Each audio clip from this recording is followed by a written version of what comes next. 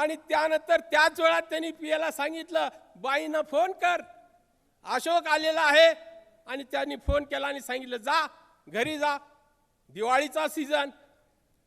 घरी गेलो, बाईने ते दिवाळीचं ताट आणून दिलं, खाल्लं, फराळ केलं. आणि त्या दोरबजीच्या घरातून बाई मला सोडायला 100 मीटर त्या प्रवेशद्वारापर्यंत आल्या. आणि त्यानंतर त्यांनी हातातून आणलेले 20 रुपये माझ्या हातावर ठेवले. 1974च्या नोव्हेंबरमधली गोष्ट असावी. आणि त्या म्हणाल्या, हे तुला 20 रुपये. मी सांगितलं, मला कॉलेजनी भरपूर पैसे दिलेत, जायचा याचा खर्च दिलाय. उद्धव कांबळे नावाचा माझा एक त्यावेळेसचा साथीदार IPS होता लातूरला, आणि आम्ही दोघांनी ती ढाल आणली होती लातूरवरून. तर बाई म्हणल्या, हे तुला 20 रुपये मी कशासाठी देतो, तू का नको म्हणतोस? तर मी सांगितलं, मला सगळं आहे. नाही म्हणे, तुझी आई जर तुला खाऊला 10 रुपये देत असेल, 20 रुपये देत असेल, तर तू नाही म्हणशील का? अरे, ज्या शाळेतल्या शिक्षकांनी जीव तोडून एवढं प्रेम दिलं, त्यांच्या मिसेसने सुद्धा एवढं प्रेम कुणावर केलं असेल. अशीच एक आठवण सांगतो मित्र. माझा एक मुलगा MD होत असताना म्हणला, बाबा तुम्ही एवढं सांगता शाळेबद्दल. मी म्हणलं, अरे तू मला 1 रुपयाची वही मागितली तर मी 1.5 रुपयाची वही आणून देतो, पण 1.5 लाखाचा किंवा अमूल्य असा विद्यानिकेतनचा शिक्षक तुला आणून देऊ शकत नाही की ज्यांनी मला घडवलंय. चिपळूणकर म्हणायचे, माझ्या शाळेत येणारे सर्व जे कोणी असतील परदेशी पाहुणे, एक तर ते कैलास वेरूळ बघतील आणि त्यानंतर ते विद्यानिकेतनमध्ये येतील. आणि त्यानंतरचं त्यांचं पुढचं स्वप्न होतं मित्र, की माझा प्रत्येक विद्यार्थी हा त्या कैलासपेक्षाही मोठा झालेला असेल. आणि ती स्वप्न घेणारा प्राचार्य माझ्या आयुष्यात आला, म्हणून मी जॉईंट कमिशनर पर्यंत गेलो. विक्रेकर विभागात एवढ्या संधी आहेत. 1975 साली जेव्हा महाराष्ट्राला दुष्काळाची झळ बसली, तेव्हा व्यवसाय कर आला, 100 कोटी रुपये आले. आता या विषयावर बोलतो, शेवटचे 2 मिनिट. सेल टॅक्सच्या संदर्भातल्या संधी बोलायचं तर मला खूप आहे. एकच यश सांगून झालाय, दुसरा यश सांगितला होता सरांनी, स्ट्रेंथ वाढवलीस, आता स्टॅमिना वाढव, आणि स्टॅमिना वाढवल्यानंतर स्किल वाढव. तर हे 3 यश ज्याच्या आयुष्यात येतात तो सक्सेसफुल होतो, त्याचा विजय होतो. रोज आपण हे 3 यश वाढवले पाहिजेत आणि त्यासाठी कष्ट घेतले पाहिजेत. हा संदेश मी नुसता गिरवला नाही, मनात मुरवला नाही, तर त्याची अंमलबजावणी करण्याचा प्रयत्न केला. तर मला सांगायचं तात्पर्य काय होतं, की माझा मुलगा म्हणला वडिलांना, की अण्णा आयुष्यामध्ये तुम्ही एवढं बघितलं, माझे वडील ST स्टँडवर हमाली करायचे, मला सांगायला अजिबात लाज वाटत नाही. का वाटत नाही? तर तिथून माझा प्रवास सुरू झाला. आणि माझी आई 1.25 रुपयावर शेतात काम करायची. सलाम आहे त्या दोघांना, माता पित्यांना. जसं मी चिपळूणकरांना वंदन करतो, तसंच माझ्या वडिलांना देखील वंदन करतो. वडिलांची एक शेवटची आठवण सांगतो आणि संपवतो मित्र. MD झालेल्या माझ्या मुलांनी वडिलांची मुलाखत घेतली, 50 प्रश्न विचारले. बघा, आपल्याला खूप काही येतं, आपण खूप मोठे झालेला असतो, पोस्ट ग्रॅज्युएट झालेला असतो, आपल्याला आपला इतका भयानक शब्दसंग्रह वाढलेला असतो की आपल्याला वाटेल त्यावर आपली मास्टरी झालेली असते. मला तर विक्रेकर विभागात कुठल्याही विषयावर कधीही उठवायचे आणि भाषण करा म्हणायचे. एक प्रसंग आठवतो, आमचे कमिशनर म्हणले, तू उठ, आज या ठिकाणी आपल्याला आवाहन करायचं आहे की प्रत्येकाने अल्प बचतमध्ये पैसे गुंतवा. मी एकच प्रसंग सांगितला मित्र शाळेतला. काय होता तो? तर 1966 साली डॉक्टर ख्रिश्चन यांनी आमच्या शाळेतून प्रत्येकाकडून 1 रुपया घेतलेला होता. कशासाठी? विवेकानंदाच्या स्मारकासाठी. आणि ते स्मारक मी नुकतंच त्या वर्षी जाऊन मुलांसह बघून आलो होतो. तर मी सांगितलं की आयुष्यामध्ये किंवा भारतामध्ये जर आपल्याला अशी अवाढव्य स्मारक निर्माण करायची असतील, कर्तृत्वाची ध्वजा उंचवायची असेल, तर आपण काय करावं? तर तेच विवेकानंदाचं स्मारक पाहत असताना मला फक्त 1 रुपया त्या स्मारकामध्ये दिसत होता आणि तो माझा होता. त्या 1 रुपयाची जी किंमत आहे ती ही किंमत आहे की तुम्हाला देखील तुमच्या आयुष्यात कुठंतरी द्यायचंय. आणि हे शाळेने मला 1966 साली शिकवलं आणि मी ते आज जतन केलेलं आहे. शेवटचा प्रसंग आहे. आपण माझ्या वडिलांच्या संदर्भातला हा प्रसंग ऐकावा आणि मला थांबवा अशी माझी विनंती आहे. वडील म्हणले, बाळा तू मला 50 प्रश्न विचारलेस, आता काय राहिले? नाही ना, म्हणजे शेवटचा प्रश्न. तुम्ही आयुष्यात एवढं सगळं बघितलं, दारिद्र्य बघितलं, हे बघितलं, ते बघितलं. आज आम्ही 4 मुलं आहोत, आज सगळं आहे. आज या क्षणाला तुम्हाला कसं वाटतं? या क्षणाला. वडील एकदम अशिक्षित. मग ते वडील म्हणले, हे बघ कीर्तिराज, राम होता. म्हणले राम. आणि राम कोण होता? देव होता. त्याला 14 वर्ष वनवास झाला आणि त्यानंतर ते गावात आले. वडिलांचे शब्द आहेत, ते शिवेवर आले आणि शिवेवरून वाजत गाजत लोकांनी त्याला राजवाड्यात आणलं आणि गादीवर बसवलं. गादीवर बसवल्यानंतर रामाला जसं वाटलं असेल तसं मला वाटतंय. आहे का मित्र आपल्यामध्ये ही हिंमत? आहे का आपल्यामध्ये शब्दात एवढी ताकद? आपण एवढं एक्सप्रेस होऊ शकत नाही. तर या शाळेनं दिलेली ही जी कृतज्ञता आहे ती फार मोठी आहे. बोलायचं खूप आहे. या ठिकाणी एवढंच बोलतो आणि आपली रजा घेतो. धन्यवाद. धन्यवाद दादा, खूप आभारी आहेत. वारंवार तिथल्या आपल्या त्या प्रतिमेकडे बघत होतो आणि तुमचे डोळेच मला थांबवत होते. अरे मला थांबवू नको, मला थांबवू नको, मी दादा आहे.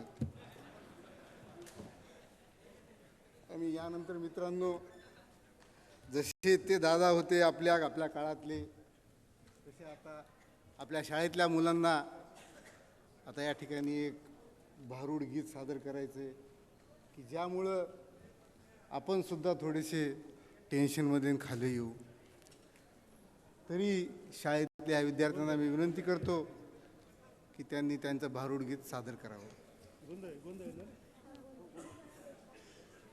आपले बालमित्र इथं गोंधळ सादर करतायत, तरी त्यांच्यासाठी एक जोरदार टाळ्या होऊन जाऊ द्या.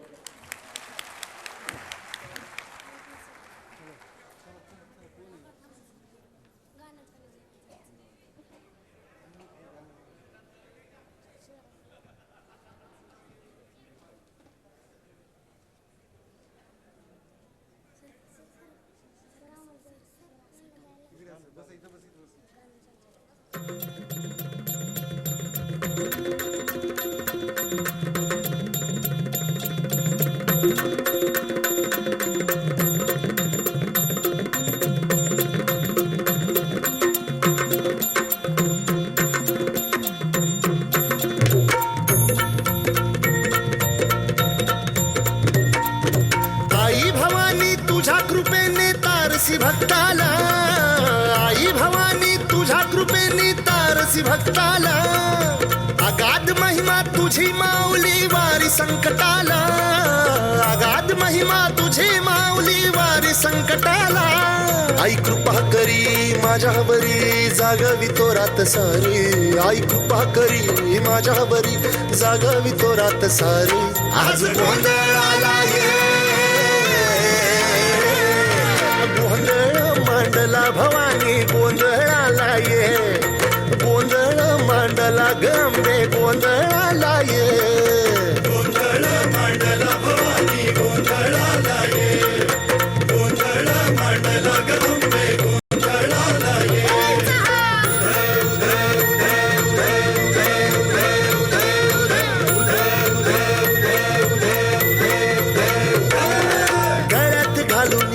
फुलांची माळ पायात बांधिली चाळ हातात परडी तुला गावडी वाजवितो संबळ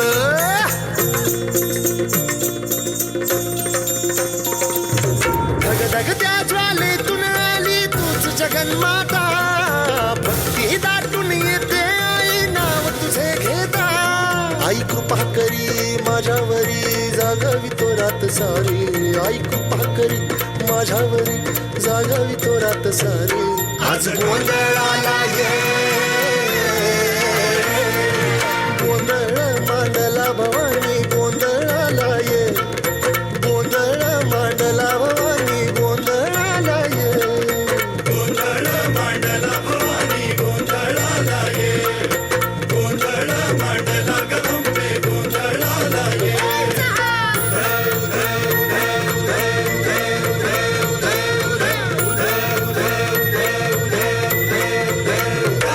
अग चौक भरीला माणिक मोती मंडप आकाशाचा हात जोडून करुण भाकितो उद्धार कर गावाचा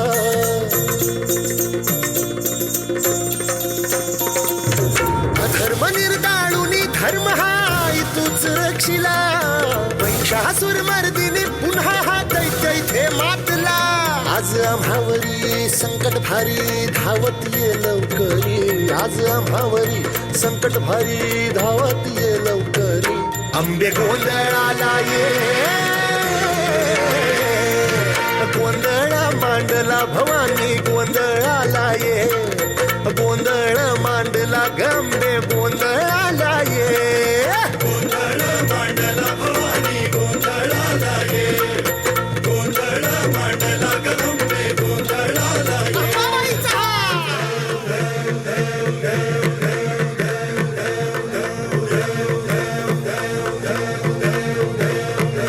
बोल भवानी मातेचा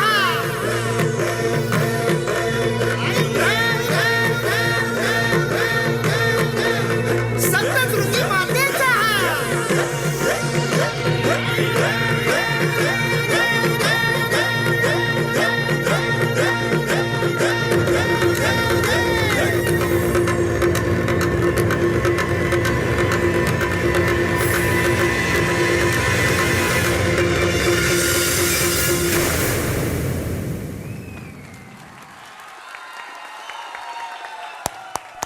मेरी स्कूल बदल रही है. सुंदर लाजवाब शब्द पुरे पडतायत. मित्रांनो वन्स मोरची करू शकतात. वन्स मोर मॅडम वन्स मोर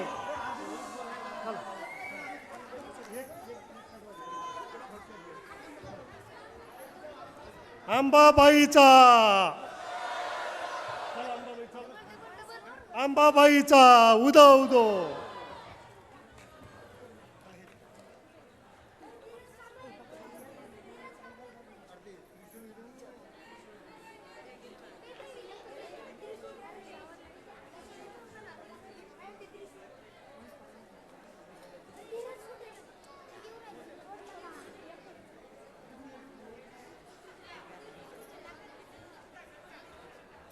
चला ना रे.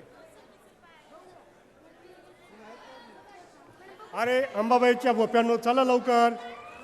अंबाबाईला वेळ होतोय. या लवकर. फुलं राहू दे ना. नंतर लागतील. पुन्हा लागतील. पुन्हा लागतील.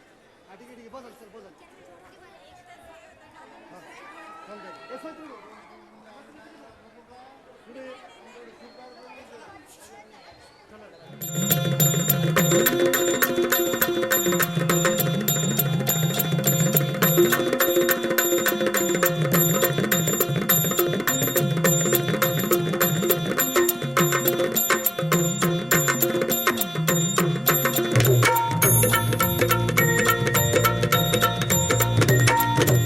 आई भवानी तुझ्या कृपेने तारसी भक्ताला आई भवानी तुझ्या कृपेने तारसी भक्ताला अगाध महिमा तुझी माऊली वारी संकटाला अगाध महिमा तुझी माऊली वारी संकटाला. आई कृपा करी माझ्यावरी जागवी तो रात सारी. आई कृपा करी माझ्यावरी जागवी तो रात सारी. आज गोंधळाला ये गोंधळ मांडला भवानी गोंधळाला ये. गोंधळ मांडला गंबे गोंधळाला ये. गोंधळ मांडला भवानी गोंधळाला ये. गोंधळ मांडला गंबे गोंधळाला ये.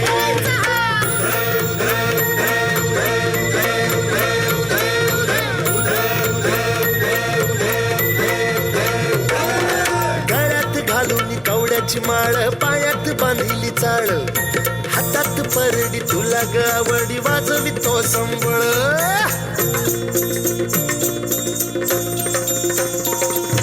धगधग त्या ज्वालेतून आली तूच जगन्माता.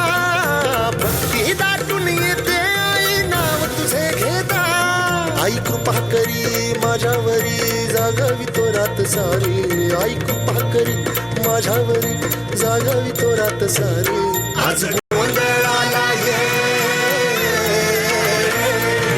गोंधळ मांडला भवानी गोंधळाला ये. गोंधळ मांडला भवानी गोंधळाला ये. गोंधळ मांडला भवानी गोंधळाला ये. गोंधळ मांडला गंबे गोंधळाला ये.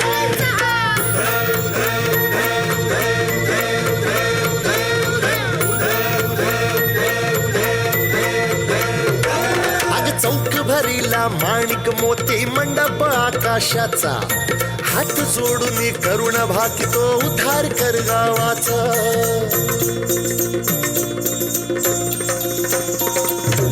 अधर्म निर्दाळून धर्म हाय तूच रक्षिला. महिषासुर मर्दिनी पुन्हा हा दैत्य इथे मातला. आज आम्हावरी संकट भारी धावत ये लवकरी. आज आम्हावरी संकट भारी धावत ये लवकरी. अंबे गोंधळाला ये गोंधळ मांडला भवानी गोंधळाला ये. गोंधळ मांडला गंबे गोंधळाला ये. गोंधळ मांडला भवानी गोंधळाला ये. गोंधळ मांडला गंबे गोंधळाला ये.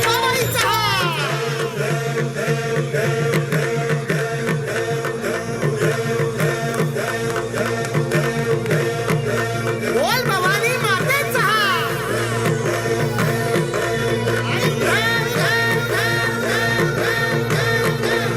सप्तशृंगी मातेचा.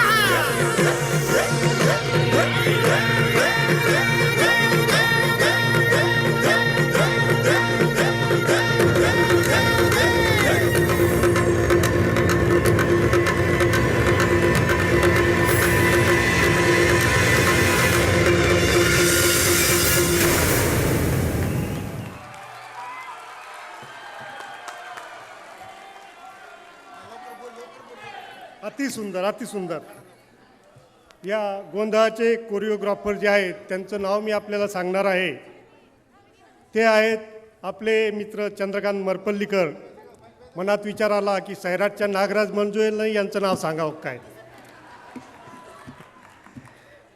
यानंतर अशोक हे जे चालू आहे आपलं हे जे बघताय याबद्दल पुन्हा म्हणावं वाटतंय की पितृत्वाची छाया आईची माया घराचा साया शाळा माझी. हे सर्व शाळेचीच देण आहे.